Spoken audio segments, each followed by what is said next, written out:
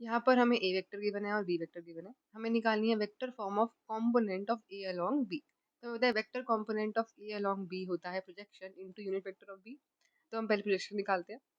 अब बेसिकली अगर ये हमारा ए वेक्टर है तो जितना ए बी पर लाई करता है वो हो जाती है इसकी प्रोजेक्शन। तो इसको निकालने के लिए हम cos थीटा का यूज करते हैं।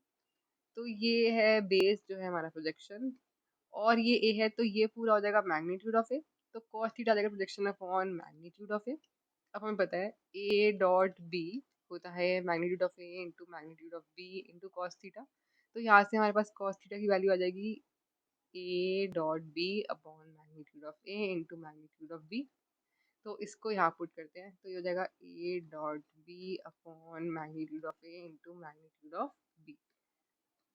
तो यहाँ से ए और ये कैंसिल हो जाएगा, तो हमें मतलब प्रोजेक्शन हो जाएगी A dot B upon magnitude of B. तो इसे लिख लेते हैं।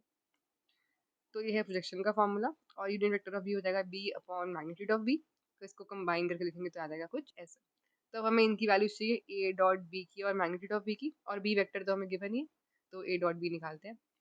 तो ए को हम कुछ ऐसे लिख लेंगे, बी को हम कुछ ऐसे लिख लेंगे, क्योंकि ए डॉट बी निकालने के लिए हम आई के कॉम्पोनेंट को आई से मल्टीप्लाई करेंगे, मतलब 4 × 0 प्लस 6 × 3 जे के कॉम्पोनेंट को जे से और के कॉम्पोनेंट को के से 0 × 4।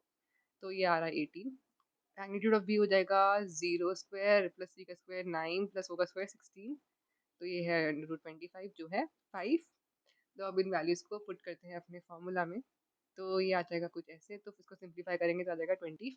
18/25 3j/4k हो जाएगा vector component of A along B. तो मेरा करेक्ट आंसर है बी।